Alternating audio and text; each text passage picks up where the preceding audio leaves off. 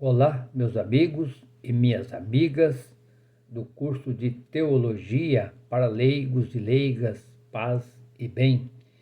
Continuando nossos estudos, então hoje é o segundo encontro sobre Mariologia ou Mariologia, né? E hoje nós vamos estudar então na Mariologia, parte 2, o mistério na tradição da igreja. O que é Mariologia? Né? Então, esse termo Mariologia, foi uma palavra que foi formulada lá no ano 1602, na história da igreja. E o objetivo disso aí, o que é? É um termo grego que significa o estudo, um discurso sobre Maria. Se você falar Mariologia, ou você dizer Marialogia, tá certo também. Eu prefiro mais Marialogia, tá? Que é mais no feminino, né? Mário é homem, né? No feminino. Então, né, esse estudo que faz parte da teologia, então todos que estudam teologia estudam um pouco sobre Maria, a mãe de Jesus. Então, a Maria, a mãe de Jesus, ela não era muito conhecida na história da salvação, nos evangelhos, vamos dizer assim. Por que isso aí? Porque Jesus nasceu, viveu, todo mundo sabemos, e ele foi morto no ano 33. E ninguém estava escrevendo, ninguém estava filmando, ninguém estava gravando aquilo que estava acontecendo, mas a história estava acontecendo. Quando Jesus foi assassinado, logo em seguida os seus discípulos, após a sua ressurreição, retomaram o seu trabalho. O trabalho não vai parar. Agora a igreja vai ser impulsionada pelo Espírito Santo. Jesus tinha já o Espírito de Deus e pregava a palavra. Quando ele foi morto, os discípulos e as discípulas, homens e mulheres, levaram essa palavra para frente. Mas nada estava sendo escrito. Só começou a ser escrito lá no ano 70, 75, que foi o Evangelho segundo Marcos. E os evangelhos, então, foram escritos do ano 70 até o ano 100. Então, nesse tempo, ninguém perguntou muito sobre Maria. Por quê? Porque o principal, que a gente usa a palavra hoje, foco, né? Quer dizer, ficou mais ligado em Jesus. E Maria não apareceu muito. É como se fosse hoje, nós conhecemos as grandes figuras da igreja. Vamos falar logo do Papa João Paulo II. Hoje é São João Paulo II, que ficou lá 27 anos de Papa, famoso. Quem que é a mãe dele? A gente não sabe. Aliás, pouco sabe, né? Mas ninguém fala. Vamos pular logo para o Papa Francisco agora, o argentino, que está trabalhando muito tempo aí com a gente já, né? Quem que é a mãe dele? Então não é, porque o interessado é ele. Então foi aqui que aconteceu a mesma coisa. Mas daí lá pelo ano 300 da nossa era, né, depois de Cristo, começa... Aliás, logo nos evangelhos já, vamos pensar um pouquinho aqui, o evangelho segundo Marcos, Jesus já aparece batizando já. Aí quando passa ali uns 10 anos, que o evangelista Mateus vai escrever, e o Lucas também, você fala, mas puxa vida, esse homem não tinha, esse Jesus que é tão importante para não tinha mãe não? Aí já começaram a buscar a mãe, aonde é que Jesus nasceu, como é que chamava o pai dele. Então, mas foi pouca coisa, né? Então, Jesus é o principal, né? É a fonte principal. Mas no ano 300 e pouco começaram a refletir sobre Jesus, sobre Maria, sobre sua mãe. Mas como é que a gente sabe todas essas histórias da igreja? Todas essas histórias de Maria? A gente sabe através da história de Israel, a história da salvação, que ficou escrito, que não está na Bíblia, que a gente chama de evangelho sinóticos. Por exemplo, a história de Santa Ana e São Joaquim, que são os pais de Maria, não tem na Bíblia. Como é que a gente sabe? Tem tanta paróquia aí com o nome de Santana, né? São Joaquim, e não tem na Bíblia. Por quê? Porque foi os evangelhos, as histórias que andou paralelo. Muito bem. Então, A disciplina de Mariologia, ela é estudada, então, o objetivo é atualizar a grande importância dessa mulher na história de Jesus e na história da igreja, e até hoje também. Então, muitos fatos, muitas vivências através da fé aconteceu sobre Maria, e muitos milagres também. Então, deve ser a necessidade da gente aprender um pouquinho sobre a história dela, né? A Mariologia, ela visa compreender a importância de Maria dentro do plano da salvação. Tem uma história de salvação, né? Que começa lá do Gênesis, na Bíblia, e vai até o Apocalipse, passando por Jesus. E Jesus é o centro, né? Jesus está no ano zero. Agora estamos no ano 2022, depois de Cristo. Mas Jesus, a história vem antes de Cristo, né? Até chegar em Jesus, aí zerou. Tudo que é antes de Jesus, antes de Cristo, fala antes de Jesus nascer, fala antes de Cristo, antes de Cristo. Agora depois de Cristo. E Maria é aquela que faz a ligação entre o Antigo e o Novo Testamento. Porque ela viveu no Antigo e ela gerou o Novo, que é Jesus. Por isso que fala Maria na tradição da igreja, na tradição da Bíblia.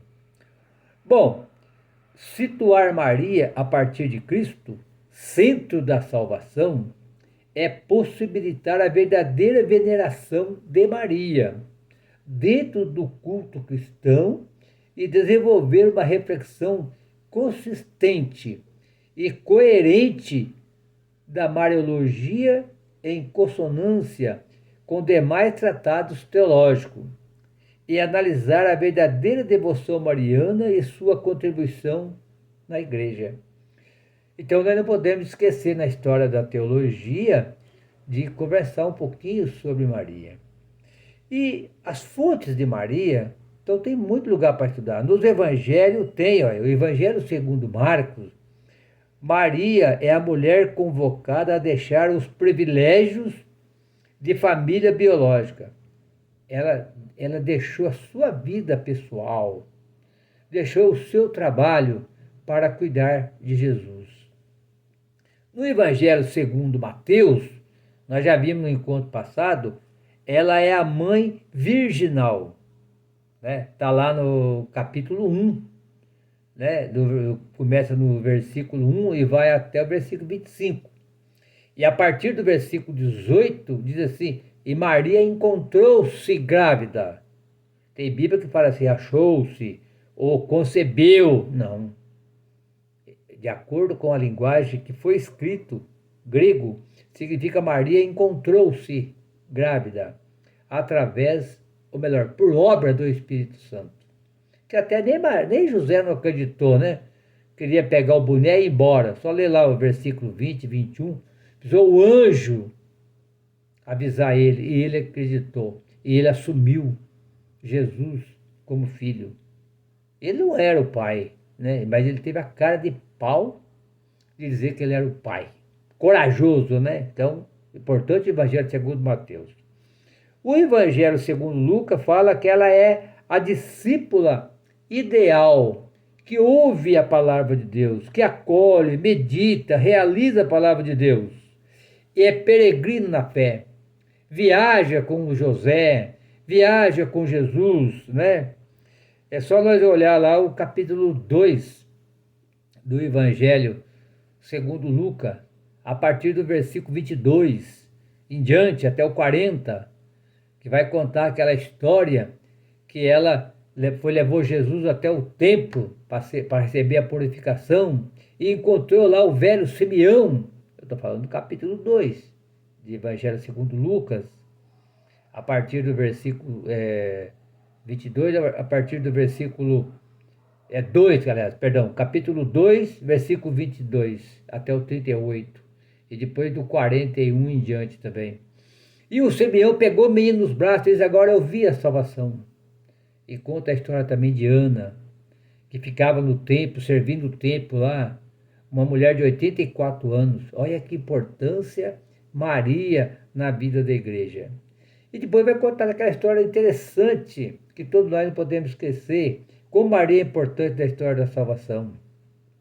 Aquela historinha que está a partir do capítulo 2 de Lucas, do versículo 41 até o final, que diz assim, que todos os anos eles viajavam para Jerusalém.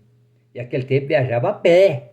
Não é que nem hoje, né, vai para Aparecida do Norte, né, vai de carro, né, vai de ônibus, tranquilo. Aquele tempo não, era cavalo. Ou o cavalo só para levar bagagem. Ou a pé. Ia para andar 120 quilômetros a pé, leva 3, 4 dias, né? Então, viajava o dia inteiro, as mulher andava com mulher e o homem andava com homem. Por que isso aí? Porque a questão de privacidade. A mulher tem que tomar banho, a mulher tem que, né, ir fazer as suas necessidades, né? Não tinha banheiro, não tinha nada, no meio do mato, essas coisas todas, até das pedras. Então andaram o dia todo. De noite se encontravam, né? Aí o José, cadê o menino? E ela, mas cadê o menino? Ela pensava que o menino estava com José. José pensava que o menino estava com ela. Voltaram correndo para Jerusalém.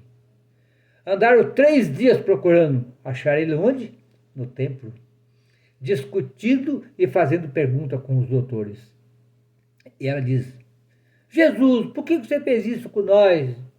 Ela reclamou. Ele disse, mãe, a senhora não sabe que eu preciso cuidar das coisas de meu pai? E ela não entendeu, porque o pai estava ali, né? Que era o José, mas ele estava falando do Pai do céu. E dizia que Jesus crescia em estatura, em sabedoria e em graça diante do Senhor. Olha que bonito. Então o Evangelho segundo Lucas vai falar muito.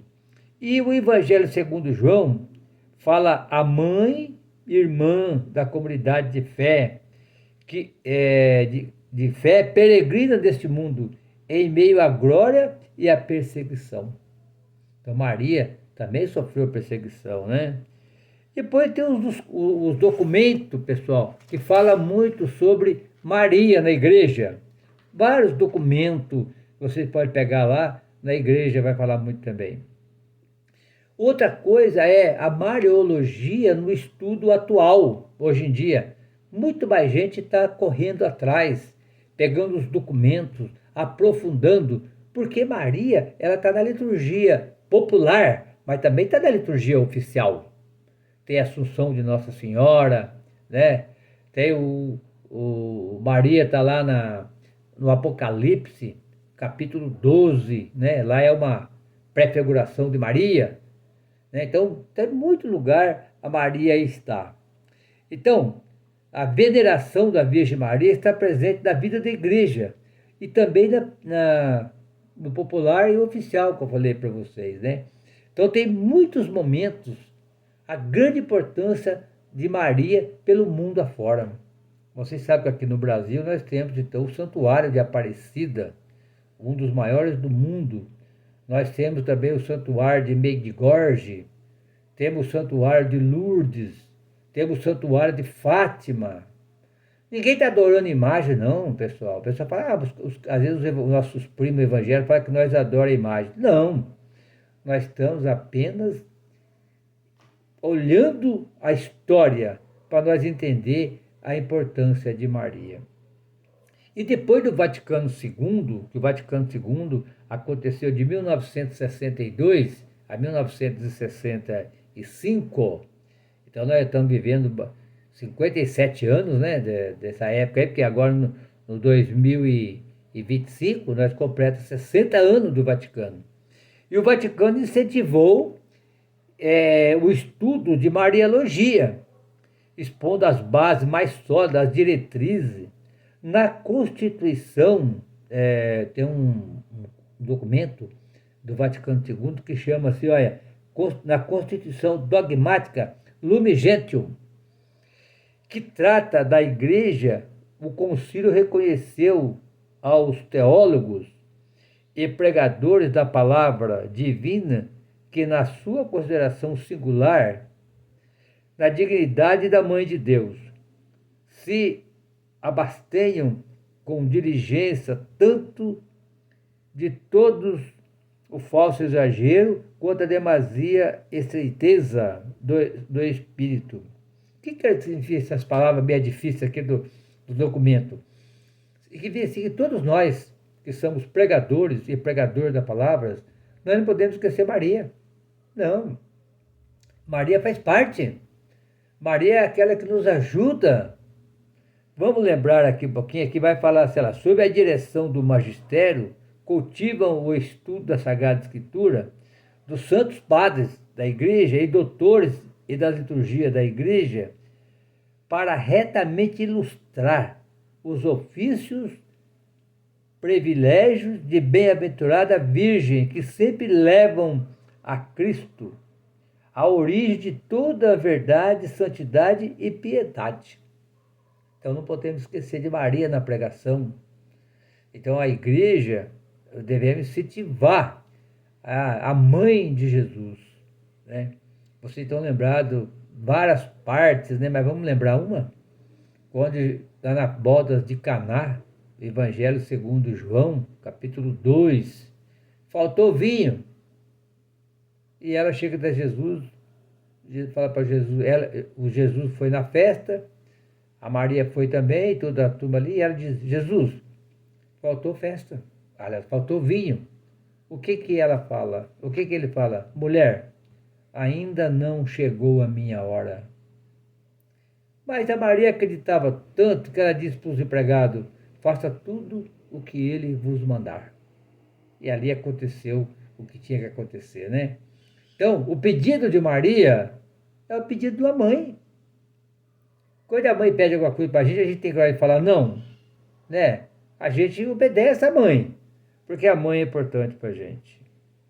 Todo ano celebramos a festa de Nossa Senhora do Carmo, Fátima, Lourdes, Guadalupe, Conceição, Rosa Mística, Graças, Rainha, Aparecida, Glória, Socorro, Bom Parto, da Paz, da Penha, da Boa Viagem, da Guia e de Setas. Quantos e quantos festa nós celebramos, então, de Maria, né? Que importante, Maria. E, pessoal, e nós não podemos esquecer também aqui, então, de todas essas festas que nós já falamos aqui, ó, de lembrar. Vamos lembrar a história de algumas dessas mães. Você conhece algumas delas? Então, olha que beleza. Aqui, ó, ao olharmos para a história da igreja, encontramos uma linda página marcada pelos homens de Deus, mas também pela dor, fervor e amor da Virgem Maria, Mãe de Deus. É a história da Ordem dos Carmelitas, da qual testemunha o cardeal Piazza. O Carmo existe para Maria e Maria é tudo para o Carmo, na sua origem e na sua história, na sua vida de lutas e dos triunfos, na sua vida interior espiritual. Olha só, o que é? A gente veio falar assim, olha, Nossa Senhora do Carmo. Os carmelitas têm uma congregação muito forte no mundo de padres carmelitas, que são devotos de Nossa Senhora. O que significa, então, a palavra hebraico, Carmelo, hebraico, Carmelo em hebraico, Carmo, significa o elo, significa Senhor, portanto, vinha do Senhor. Olha que bonito. Quer dizer, quando ele fala assim, olha, Nossa Senhora do Carmo, diz assim, Nossa Senhora da vinha do Senhor. Vinha, não pode esquecer isso, vinha do Senhor.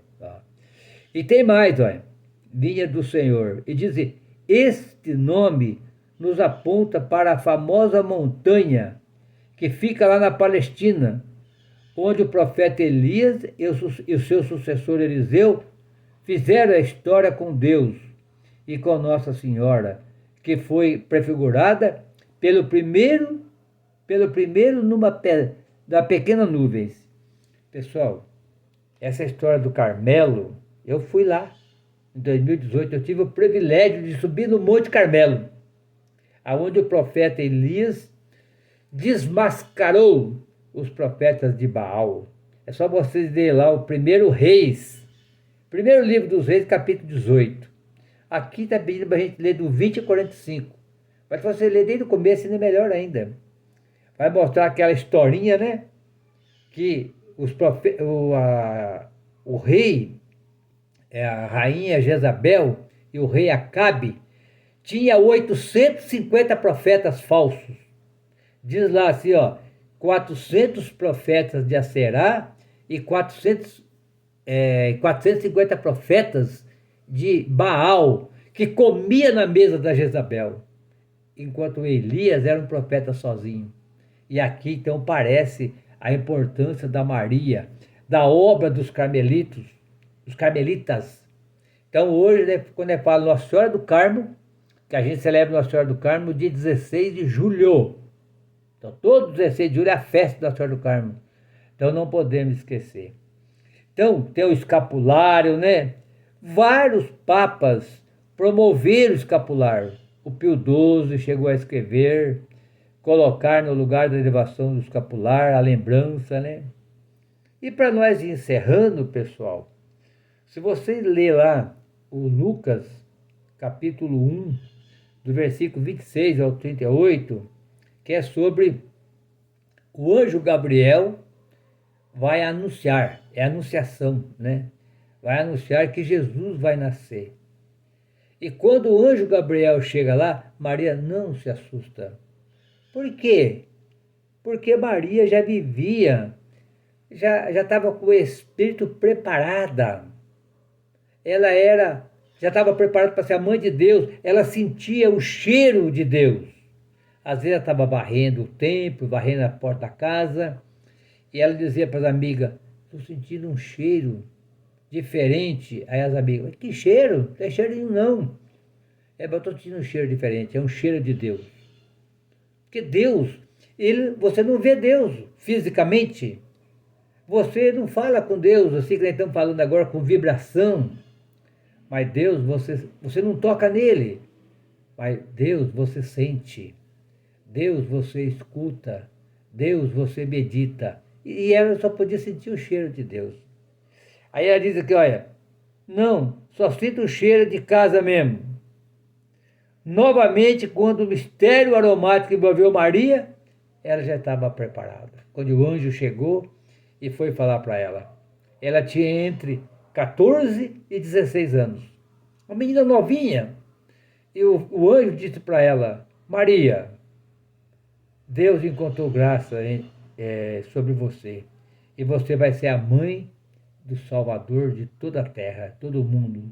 E ela era uma mulher que sabia muito bem das coisas, porque ela disse assim, mas como que pode eu ser a mãe de Jesus se eu não convivo com nenhum homem? Ela precisava ter a ligação entre homem e mulher para ter uma criança, que é verdade. Mas ele diz assim, o anjo disse, mas o Espírito Santo vai cobrir você e você vai conceber através do Espírito Santo. Que história bonita nós estamos falando sobre Maria, né? E para nós ir encerrando, já que o nosso tempo aqui é curto, é muito bonito essa história que está na apostila aí, que vocês todos têm aí a apostila. Ela responde para o anjo assim, eis aqui a serva do Senhor, cumpra-se em mim segundo a sua palavra. Palavra de quem? Palavra de Deus, né? E hoje nós deveremos continuar procurando esse mistério, esse cheiro de Deus. E diz assim, ó, bendita és tu entre as mulheres e bendito é o fruto do teu ventre. Ela foi visitar Isabel. Quando ela chegou, Isabel já estava grávida, porque o mesmo anjo que anunciou que Maria ia nascer Jesus, o mesmo anjo foi anunciar que João Batista ia nascer. E quando ela chegou lá, a criança pulou no ventre. E era quem? A criança era João Batista. Meus queridos amigos, o melhor lugar do aroma divino é lá no altar, onde a gente celebra a Santa Eucaristia. Quando Jesus Eucarístico é entregue pelo ministro ou pela ministra, ou pelo padre, nós recebemos. Jesus vai até o nosso coração, graças a Maria. Que bonito, né? Eucaristia, não perca. Então chegamos chegando no final, né? De mais um encontro. E leia tudo direitinho, continua firme aí. O Senhor esteja conosco, Ele está no meio de nós. Que o Senhor nos abençoe. Em nome do Pai, do Filho e do Espírito Santo. Amém. E até o próximo encontro, se Deus quiser.